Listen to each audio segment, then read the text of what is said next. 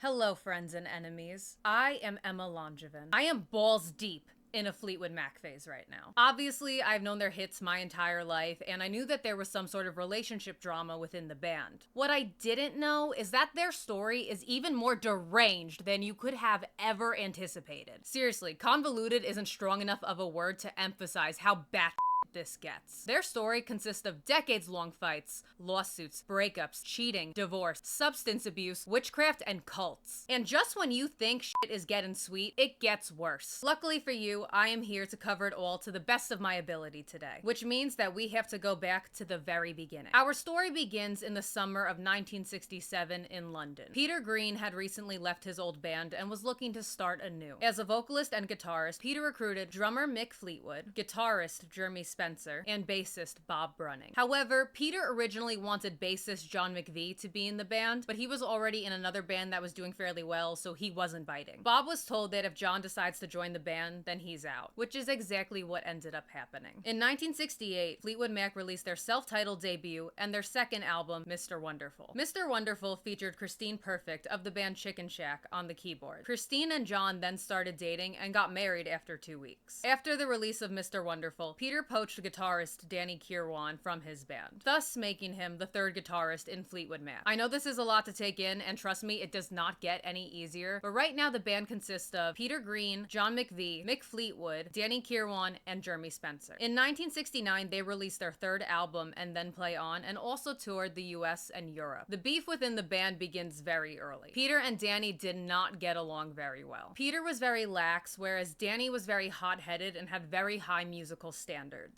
They clashed often over their different attitudes towards the band. Now, rock bands are known to indulge in a little bit of party favors, if you catch my drift, and we're in the 60s, which means it's peak psychedelic era. Unfortunately, Peter Green's mental health had begun to decline, which was only amplified by his use of LSD. During their tour, Peter stopped at a hippie commune in Munich, Germany. Munich? I don't know. I tried my best. Peter suffered a bad LSD trip. According to the band's manager, Clifford Davis, after this trip, Peter was never the same again. And due to his rapid mental health deterioration, Peter soon after left the band. With the help of Christine Perfect, now Christine McVie, the four members persevered and released their fourth album, Kiln House. Christine contributed backing vocals, keys, and also drew the album cover. She officially joined the band 2 months before the album's release. Also, Mick Fleetwood married model Jenny Boyd. I don't know if any of you are ready for what comes next. During their 1971 US tour, Jeremy went out to Get a Magazine, but never returned. This resulted in the band having to cancel their show at the now very historical Whiskey A Go-Go. After being missing for several days, they found Jeremy, except he had shaved his head, was wearing rags, and denounced his entire life because he had joined the Children of God, which was legally determined to be an authoritarian cult that involved children. I am not going to go into further detail about this because the things that I read were revoltingly grotesque. But I will say that from the bottom of my heart, I wish this man the worst. So he's out, but luckily Peter came back to help them finish the tour, and thus begins the search for a new guitarist, which resulted in Bob Welch joining the band. They went on to release 2 more albums, Future Games in 71 and then Bare Trees in 72. The chaos doesn't end here though, as Danny Kirwan also began to struggle with his mental health. As mentioned, Danny Kirwan was known to have a short temper, and being pushed into the role of lead guitarist following Peter's absence was no easy role to fill. The pressure from being in the spotlight, as well as the exhaustion from being on tour, wore him down, which unfortunately led him down the path of alcoholism, coupled with his use of psychedelics. During the 1972 US tour, Danny suffered a severe mental breakdown after an argument with Bob Welch. This breakdown consisted of him smashing his head and his fist against walls, trashing his dressing room, smashing his Gibson Les Paul guitar, and also refusing to go on stage. This was minutes before showtime, and the show must go on, so Bob Welch did his best to cover Danny's guitar parts. This didn't go over very well, and Danny ended up talking a whole bunch of shit about the band afterwards. He was promptly fired after this. This feels like a good time to say what I normally say for my outro, which is stay safe, don't do drugs. If you do drugs, do them safely. I'm often asked what that means, and what I mean by that is, if you or someone you know is indulging in substances, please learn how to administer and carry Narcan. Narcan is primarily used for opioids and does not work for every substance. As another measure, please test your drugs before you take them. Even if you trust the person you obtain them from, you never know if they got a bad batch. None of this is foolproof, but you can still take precaution. I personally have never indulged in these substances, but I and many others have lost loved ones to addiction, which is why I like to spread awareness about it when I can.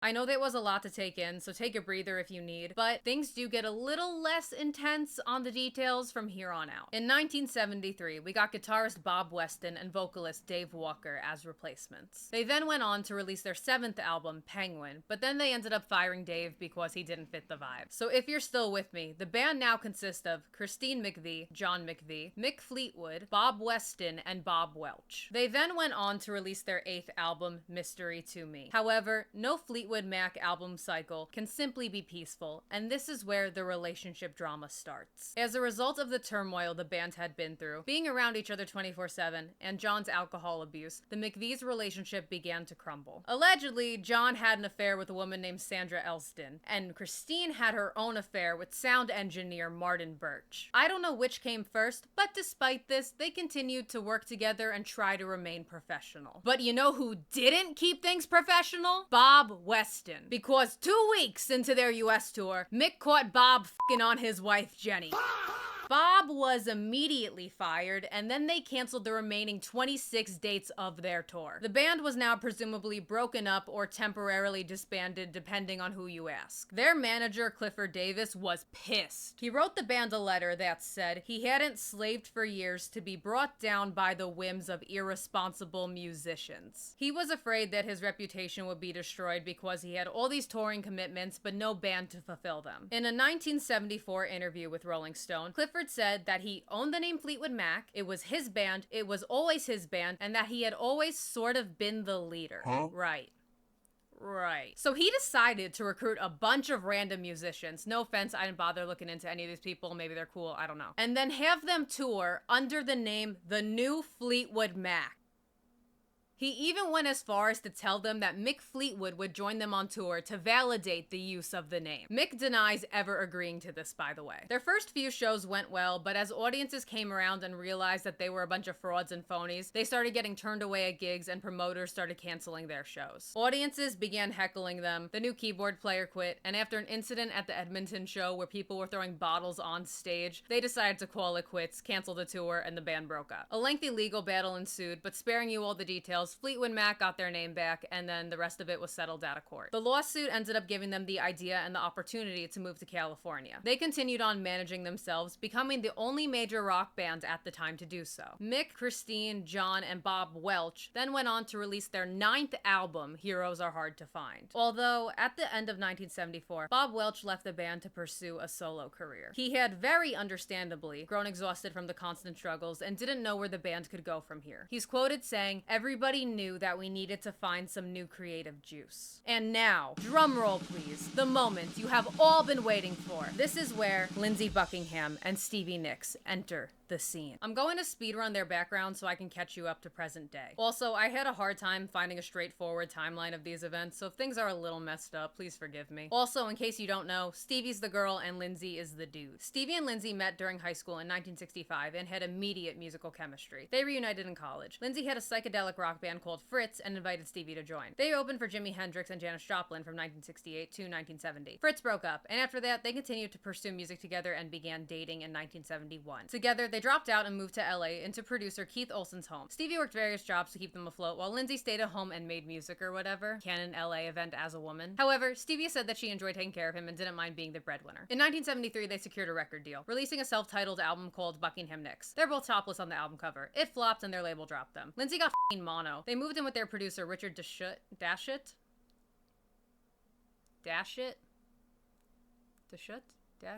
I should have looked that up. Stevie started doing sniffle snacks. Lindsey finally got a job as a touring guitarist with the Everly Brothers. Together they went to Aspen for their rehearsals, and Stevie stayed there for about 3 months and started reflecting on her inadequate career and tumultuous relationship, and wrote Rhiannon and Landslide during this time. And now we're back to 1974. Mick met up with Keith Olsen as he was looking for a new recording studio. While they were kicking it at the stew, Keith played Mick Frozen Love from Buckingham Nicks. When Bob Welch left, Mick remembered Lindsey's sick guitar skills and then called him up to invite him to join Fleetwood Mac. What would happen if you just called Taylor up? Lindsey, being a real one, or perhaps making the most regrettable decision of his life, told Mick that him and Stevie were a package deal and he would not join without her. Mick was a little hesitant to have another girl join the band because they already had Christine, but Christine and Stevie met and they were instant besties, and thus Lindsey and Stevie officially joined Fleetwood Mac. In 1975, they released their 10th album, which was another self-titled album, also known as the White Album. This album skyrocketed them to #1 in the US, and they sold 7 million copies. And everything from here on out was tranquil and serene, and nothing bad ever happened again. Psych! In 1976, during the process of recording and writing their 11th album, Rumours,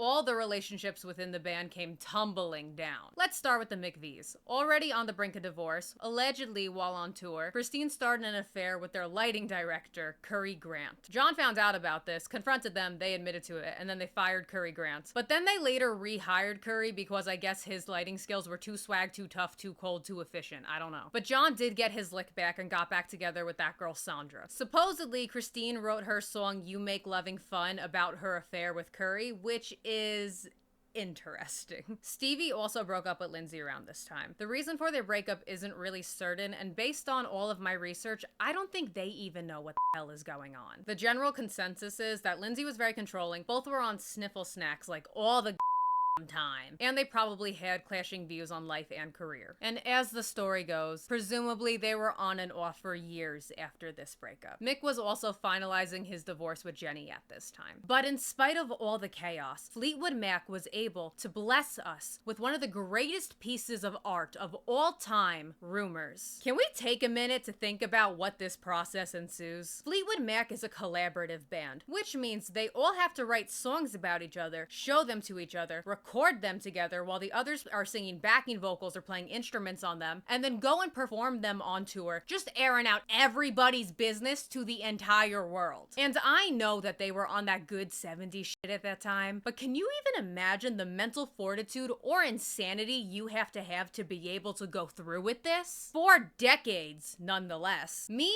personally, you would have seen me on the news. And like every major rock star, of course they get booked to be the cover of Rolling Stone in 1977, photographed by Annie Leibovitz. Now, what's the concept, you may ask? Oh, it's just the entire band laying in bed together. As we know now, the entire band was freshly broken up. And very understandably, Christine didn't want to be photographed cuddled up next to John, and Stevie didn't want to be photographed cuddled up next to Lindsey. So instead, we got this, dare I say legend, wait for it, dairy photo of Christine.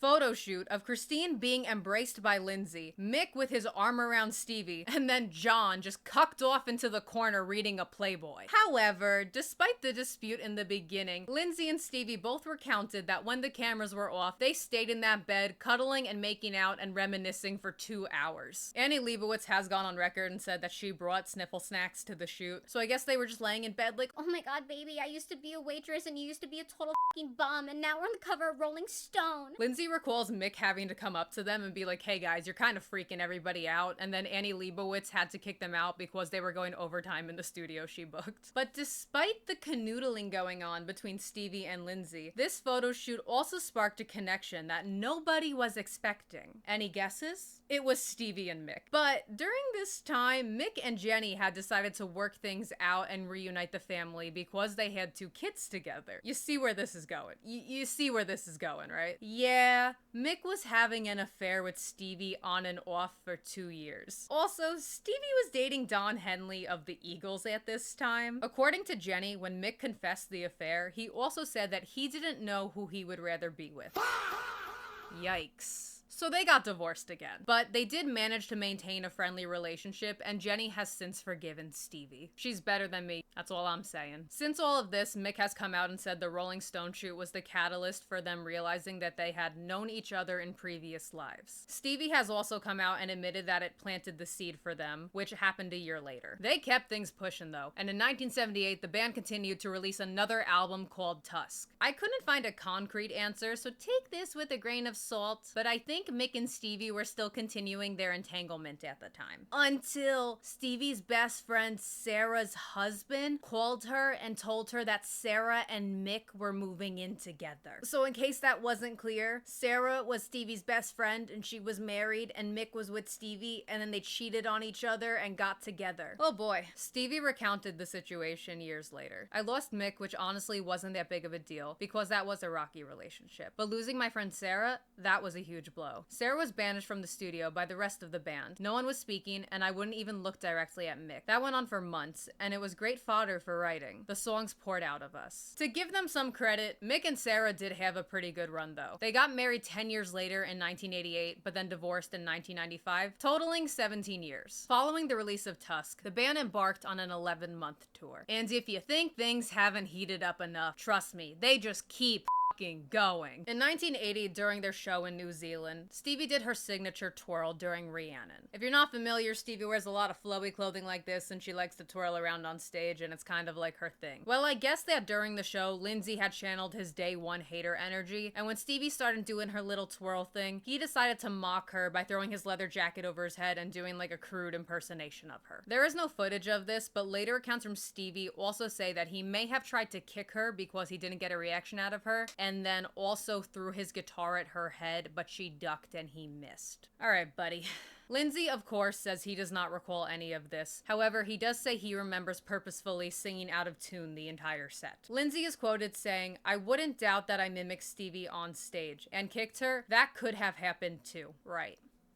Right, okay. Well, whatever happened, Lindsey stormed off stage and the rest of the band followed suit, ready to throw hands. And my goat Christine got to him first and is quoted saying that he's the first person that she ever slapped, and she also threw a glass of wine at him. She berated him for letting his personal grievances disrespect a paying audience, as it was very unprofessional. According to multiple accounts, she said something along the lines of, "Don't you ever do something like that to this band again, ever. Is that clear?" After this tour, the band took a very much needed year-long break before getting in the studio together again. During their break in 1981, Stevie and Lindsey both launched their solo debuts. 1982 comes along, and so does their 13th album, Mirage. As opposed to going on an extensive worldwide tour, this time they opted to do a short 18-show US tour, with the LA show being recorded. And this is where I get to tell you the moment that made me make this video. As I mentioned, I'm in a Fleetwood Mac phase, and I love to watch live performances. Naturally, I looked up a video of The Chain and found this recording. Now, I really value artists with great stage presence who also bare their heart and display raw emotional intensity. And boy, did they. Whether they were playing it up for the drama or what, you can feel the rage behind this performance. You can feel Stevie's ice-cold stare angrily piercing through Lindsey's soul while she's aggressively banging her tambourine, accompanied by Lindsey's almost snarling through the chorus while he's absolutely shredding on his guitar. I also want to take a moment to acknowledge Lindsey's guitar skills, because he doesn't use a pick, he opts for finger picking, and when they hit that close-up during him shredding and you could see that he was just using his raw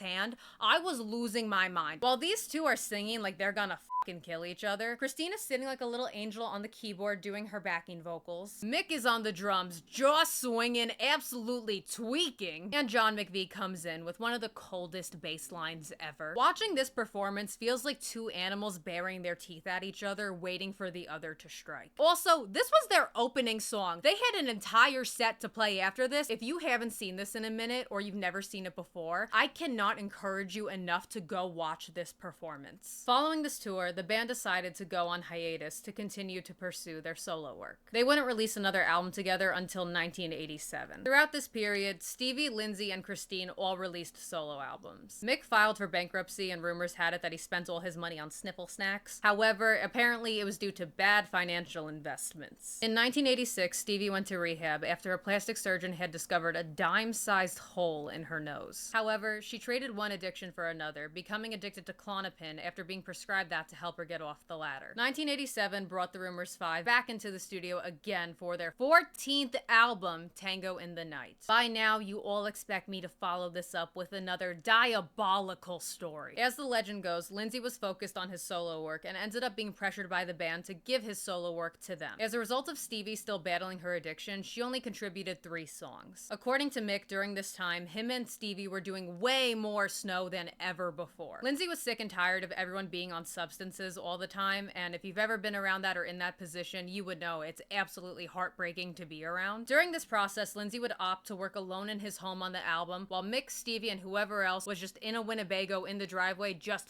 tweaking. Mick says Lindsey hated the drug scene and hated how crazy they would get, while also being oblivious to the impact it was having on him. Lindsey was also struggling with the success of the band, having to choose between creating art or creating music that sells records. Not to mention the stress and the strain it would put on you to be around your ex almost every single day for the past 10 years. Lindsey had reached a breaking point, and right before the Tango in the Night tour, at a band's meeting at Christine's house, he decided it was time for him to leave the band. His announcement immediately sent the room into an uproar. Stevie is quoted saying that she flew off the couch across the room to seriously attack him. This turned out to be an all-out brawl between the pair. Stevie recalls Lindsey chasing her out of the house, up and down the street before throwing her against a car while she screamed obscenities at him. Stevie recalls saying that if the rest of the band doesn't get him, then her dad and her brother will. Lindsey backed off after this, sat in his car for a while, and then drove off. Mick also wrote about this story in his autobiography, and it is way more gruesome and heart-wrenching than I am able to tell you. Subsequently, they recruited Billy Burnett and Rick Vito as guitarists, which is a testament to Lindsey's skill that they couldn't hire just one guitarist and they needed 2 to fill his role. In 1990 comes their 15th album, Behind the Mask, to mixed reviews from critics and fans. At the final show of the tour in Los Angeles, Lindsey joined the band on stage as Christine and Stevie would both announce that they were leaving and would no longer tour with the band, but were open to working with them in the studio. Christine later said that her reason for leaving was that she had developed a fear of flying, was burnt out from all the exhaustion and the extensive traveling and touring, and also just wanted to settle down with her family. Stevie, however, had left after a long dispute with Mick over the song Silver Springs. Originally intended to be on Rumours, but was cut by the label because the song was too slow, which if you have heard it, you would know that was a criminal decision by the label. Anyway, Stevie wanted to officially release it, not just as a B-side, on her solo compilation album, Time Space. Mick fought with her on this as he believed it should come out on the upcoming 25-year anniversary Fleetwood Mac box set. I don't know music politics enough to understand why they both couldn't use it. However, Mick won in the end because it did end up getting featured on the box set as opposed to Stevie's album. However, did he really win because they lost Stevie as a result? Oh, also Rick Vito left too. And that is where our long tale of woe ends. Without Lindsey, Stevie, and Christine, the heart and soul of this era of Fleetwood Mac ceases to exist. Or does it? In the strangest turn of events, Bill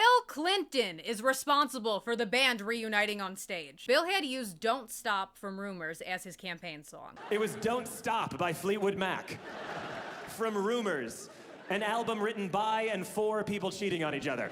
So after being elected in '93, he requested that the band reunite to perform it on stage during his inaugural ball, alongside Michael Jackson. I don't know why, but watching this video made me absolutely crack up. Like, the performance itself is completely fine. It just feels like a weird South Park crossover episode. In 1994, Mick, John, Christine, Billy, and this other guy named Dave made another album called Time, which absolutely flopped. Christine left for real this time, not clickbait. Stevie also went to rehab again for her Klonopin addiction and has remained clean and sober ever since. By now you know these nut jobs can't stay away from each other, so in 1997 the Rumours 5 all got back together. They performed together once again at the Warner Brothers soundstage, which was recorded on film and released as a live album. This is where we get that famous performance of Stevie casting a spell on Lindsey while singing Silver Springs. He indeed never did get away from the sound of a woman that loves him. In 1998, Fleetwood Mac was inducted into the Rock and Roll Hall of Fame. The induction included members Mick Fleetwood, John McVie, Peter Green, Jeremy Spencer, Danny Kirwan, Christine McVie, Stevie Nicks, and Lindsey Buckingham. Now I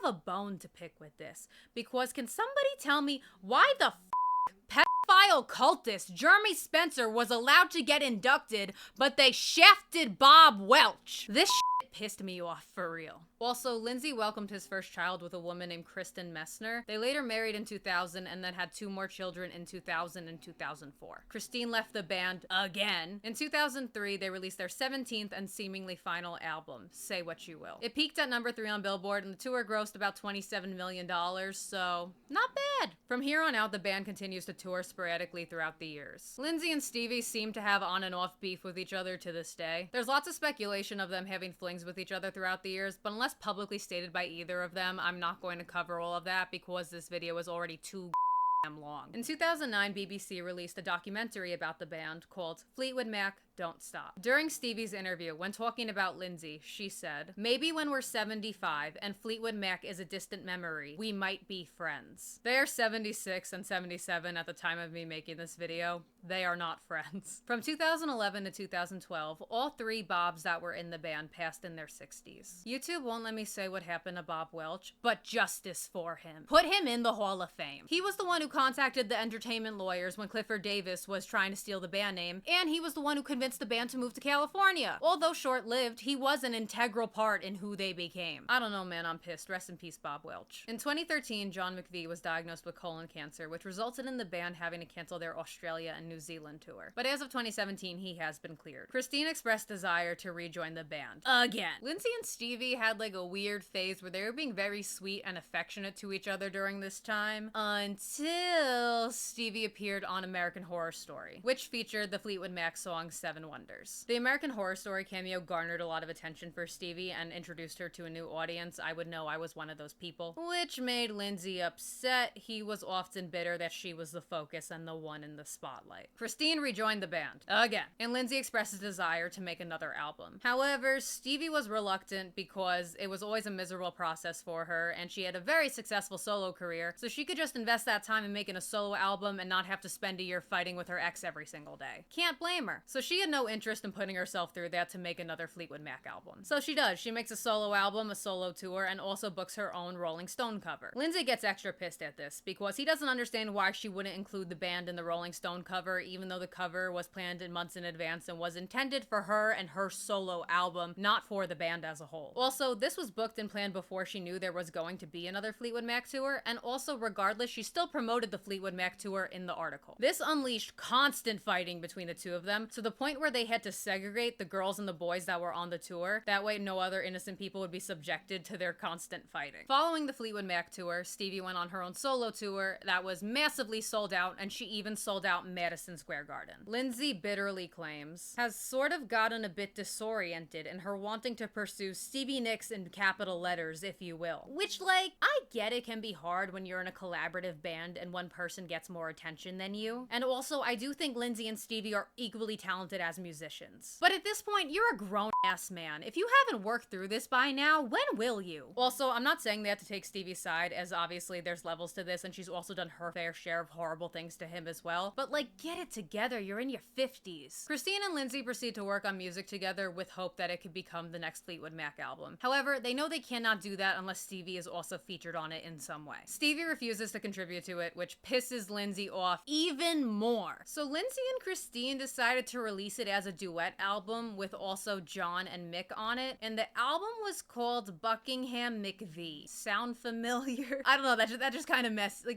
Like, it's fine to make a duet album, but calling it Buckingham McVie is just, it's messy. I'm sorry. That's a messy thing to do. In an interview, Stevie seems annoyed when talking about the duet record, but also she refused to do another album with them, so like, I don't know, these people got issues. And then in 2018, Lindsey was full on fired from the band. As the story goes, in January, they received the MusiCares Person of the Year award and were scheduled to perform at a Grammy-hosted gala to honor them. Also, Bill Clinton presented them their award. So they pull up and they're told that their cue to walk out to receive their award will be when they start playing the song Rhiannon. And Lindsey's gotta make it a whole thing because he doesn't like that the song choice isn't a song that's representative of the entire band, and instead that it's a song that was solely written by Stevie, which I would understand, but the band is a collaborative effort with all of them contributing instruments and backing vocals to songs. Also, they're performing later that night, so they'll be able to play all the songs that they want to play that they all equally worked on. Also, would he have the same energy if they chose Go Your Own Way? I don't know. That's my thought process. Stevie was also grieving during this time as her longtime friend and collaborator Tom Petty had just recently passed away. He was the last person to receive this award before them. Tom's daughter and Stevie's technical stepson, who was the son of her best friend that had passed, were also in attendance that night. So I could imagine that that would add another layer of sentimental grief over this entire thing. During her speech, Stevie acknowledges Tom's passing and how her heart was broken because of it. In